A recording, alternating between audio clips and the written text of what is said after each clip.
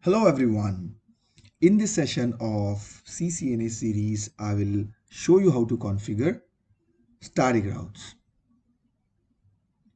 As discussed in previous sessions, there are four different types of static routes: static host route, static network route, default static route, and floating static route.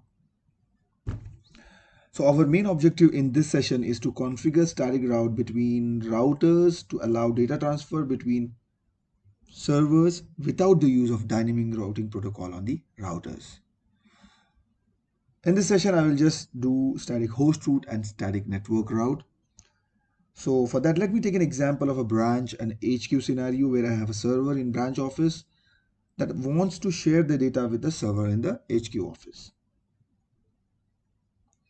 We'll configure the server and routers as per the topology, with branch office configured with network 192.168.1.0/24, where dot 1 is assigned on the router facing to the server and dot 2 is assigned on the server. Similarly, on the HQ side, we are using 192.168.3.0/subnet with dot 1 assigned on the router and dot 2 assigned to the server. And the link between the two routers, which is acting as a service provider, or a private link, that is 192.168.2.0/network. Let's go ahead and configure the IPs on the router and the server. On the server, I have already assigned the IPs 192.168.1.2 for the branch server with the gateway as the R1 IP. Similarly, for server 2, I have assigned the IPs 3.2 and the gateway IP. Let me show you how to configure the IP addresses on the router. Let me hop on to the interface that is facing to the server in the branch office and configure the IP with the command IP address 192.168.1.1 with the subnet mask. Similarly, I will configure the other interface as well. You can verify this by issuing command show IP interface brief. Here you can see I have the interface up, and the IP assigned. With this, let me also show you. I have already assigned the IP on R2.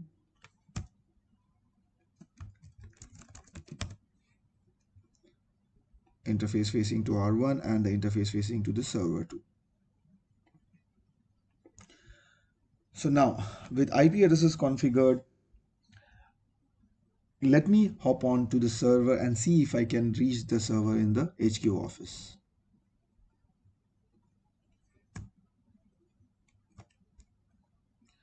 This is the IP of the server in the HQ office. Let me try to ping.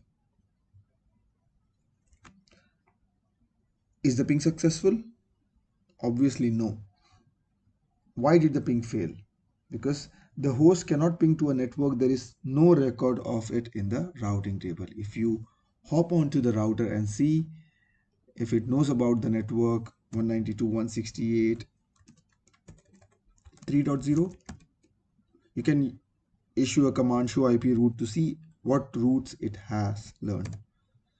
As you can see, it has learned only directly connected and local routes.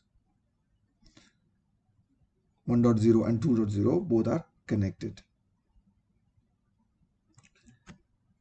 Now, as we have seen in the routing table, there is no entries. So we have to go ahead and add the static route. First, I will add a static host route. Okay.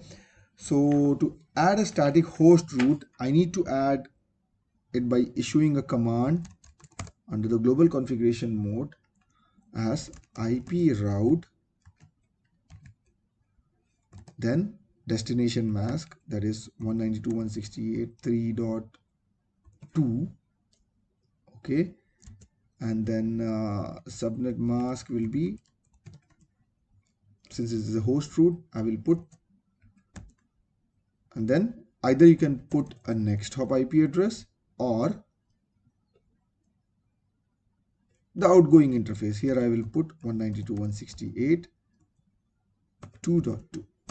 Okay, now since we have added on R1, you can check the routing table. Here you can see there is a route added with subnet mask of /32, which is acting as a host route, and the next hop IP address is 192.168.2.2 as we added. What do you think? Will we be able to ping the server? Let's go ahead and check.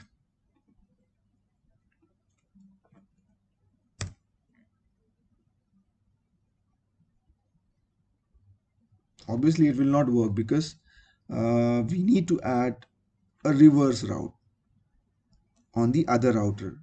Now the packet is going to this server, but it doesn't know how to come back because R2 doesn't know about this network 192.168.2.0. You can see R2 is just aware of its connected networks. So let's go ahead and add the reverse route on R2 as well. For this, we need to add the route towards server 1 in the branch office. And the IP address is 1.2. Here I will add the outgoing interface. The outgoing interface is 0/0/0.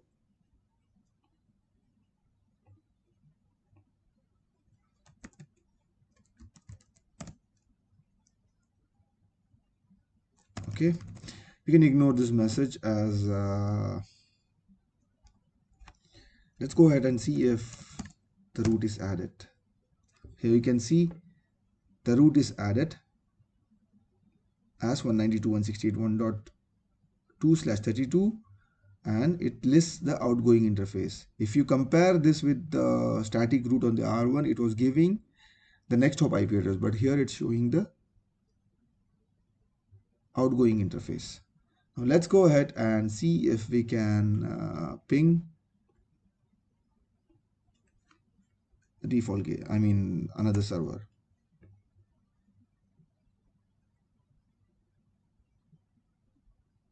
Here you can see it is reaching the other server in the HQ office. Now we have learned how to configure a static host route. Let's go ahead and see what is the difference between the static host route and the static network route.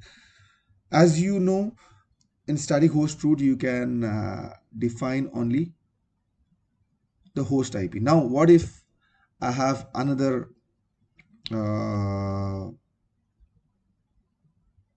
server added in the HQ office or the branch office? Let's go ahead and add another server, and for that I'll need a switch.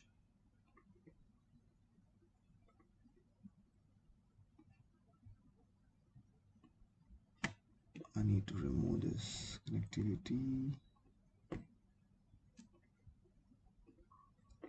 Okay, I need to add one.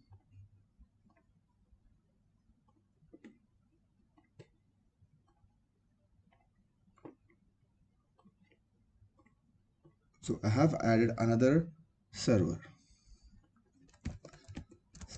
3. Okay, this server I will assign the IP address as 3.3,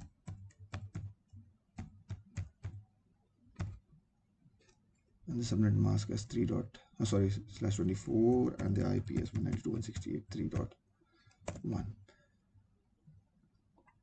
With the routes available now, we cannot reach from branch office to server 3. This is where we use static network routes. Okay, static network route. In this static network route, we will define the entire network instead of host. Let me log on to the router and add the route 192.168.3.0. For the static network route, we need to define the network, and the subnet mask will be /24. You can use the same next hop address. That is 2.2. Do you think we'll be able to ping this? Let's see.